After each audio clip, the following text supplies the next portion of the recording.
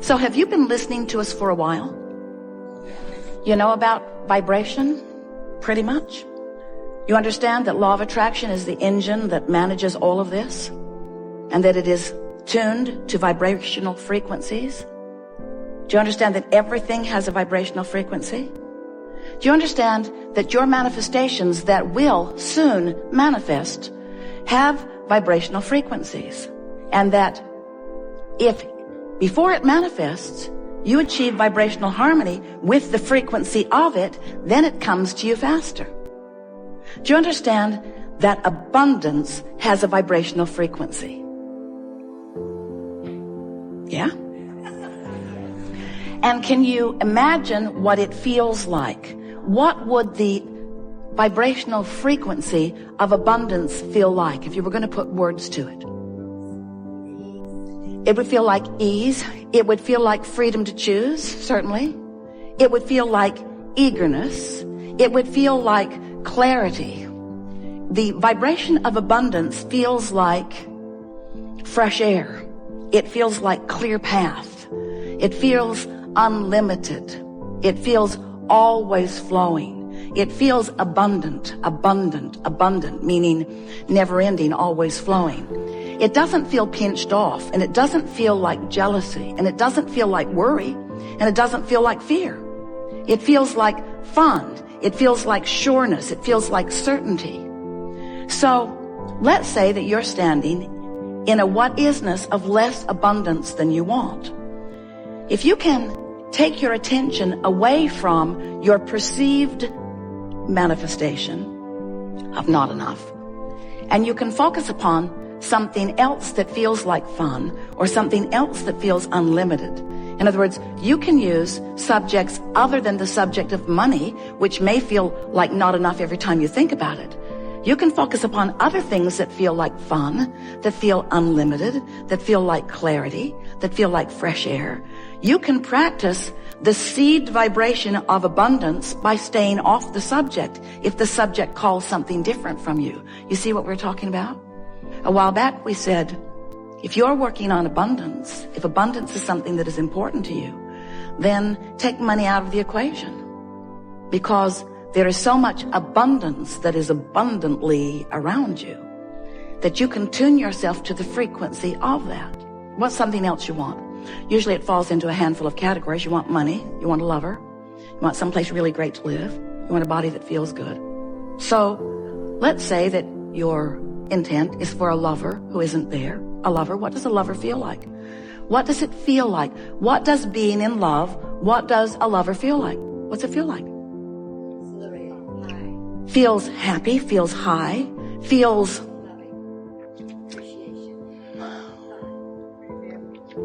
pretty damn good.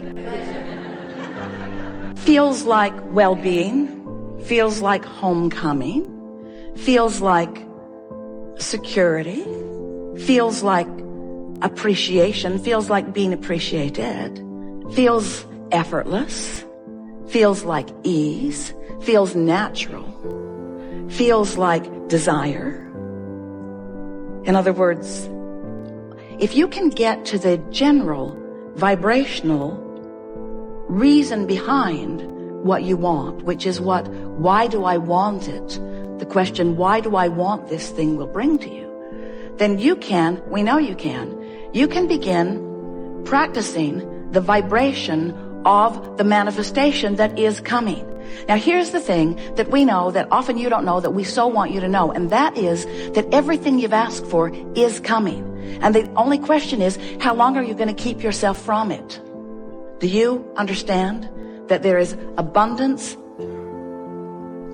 immeasurable, abundance not recognizable by most of you, abundance not yet experienced, let's just put it that way, by most of you, abundance for you, vibrationally queued up, and that all you've got to do, the only thing you've got to do is to practice the vibration of it, and it makes its way to you in so many different life-giving, fun ways.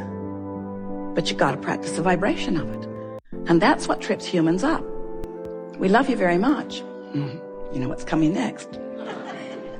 But you don't, for the most part, practice the vibration of what's in your vortex. You practice the vibration of what's already manifested. And what's already manifest is a puny comparison to what's available to you. We have one small story to tell you, and we think it lays the basis of everything that we're going to be talking today really well for you.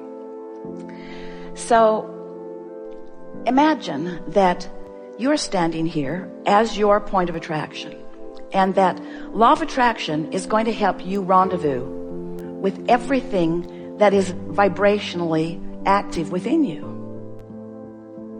So it's like there's a pipeline between you and what you've been thinking about, wanted and unwanted. So we call this pipeline the path of least resistance, because as you think about it, you offer a thought that opens the pipeline. A thought that you hold for as little as 17 seconds is powerful enough. But once you cross the 17-second mark, we're not kidding you. This is precise. Another thought like it joins it. That thought's more powerful. So the path of least resistance between you and what you're thinking about is that much more. By the time you hold it for another 17 and then another 17, so you cross the 68-second mark, that path of least resistance is significant enough that there is going to be some demonstration to you if you're aware. The demonstration will come, you might miss it, but there's going to be some demonstration of the pathway you've laid. So Esther has some beautiful water features in Texas. It's at the Abraham-Hicks Center. And there's a headwater in a little stream, and it comes down some rapids and falls into a bigger pond. And the stream was getting cloudy. And so it was finally determined, after trying a lot of different things, that the pipes that were putting the water back in, first pipes take it into the filter filters it and aerates it and puts it back into the stream. And those coming back in pipes were clogged. So the stream was cloudy. Couldn't see the fish. So they just laid some new pipes. Didn't dig the old ones up. They were buried really deep. Just laid some new pipes. Didn't bury them quite as deep. And now the pond is clear again. So we began saying to our friends, you friends, you may have some clogged pipes. Because if you're asking for things that aren't coming, it may be that you've got some clogged pipes. So it was a sort of fun analogy to play with. Let's get those pipes open. And the better you feel, the more your pipes are open. But then later, the analogy began to evolve. And Esther heard us say, as she's listening back on one of the recordings, that those pipes closed up from neglect. And something about that just jumped out to her. And so she sat and wrote with us. She's working on a new book. We are writing it. It's called The Grid, which really is the label that we're giving to what your point of attraction is. What are you doing? It's like a grid or a framework that's filling in with the details. But what are you vibrationally building? What grid have you established that is filling in with all of the details?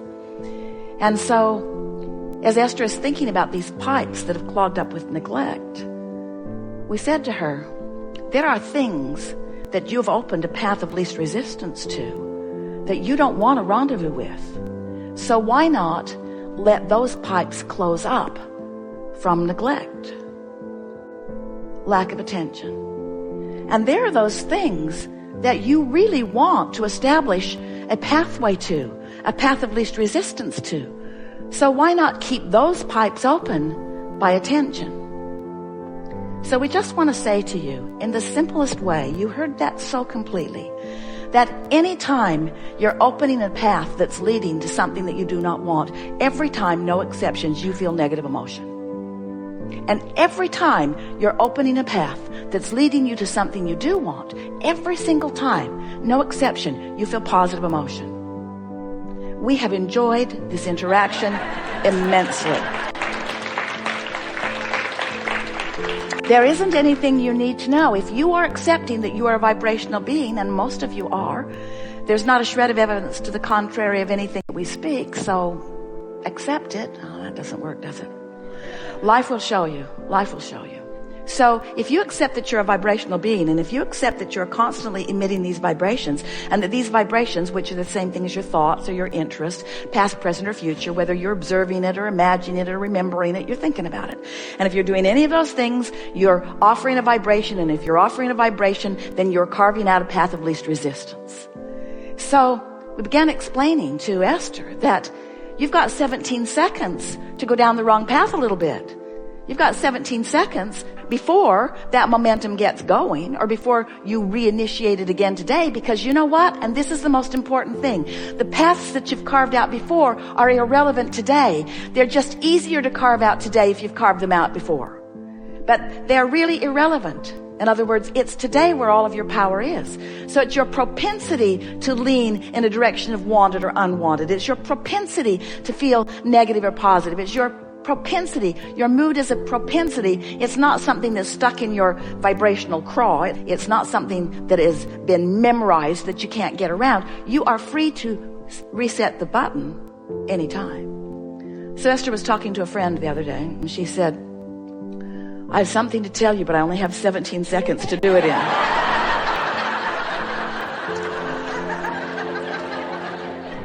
And we said, well, you've captured the spirit of what we've been talking about to some extent, but that wasn't exactly what we had in mind. Because we think if you're wise enough to know you're headed down the wrong path, you're wise enough to keep your mouth shut. We mean that in the most loving way. In other words, if you don't talk about it, you're going to shorten the path, or just let it clog up from neglect.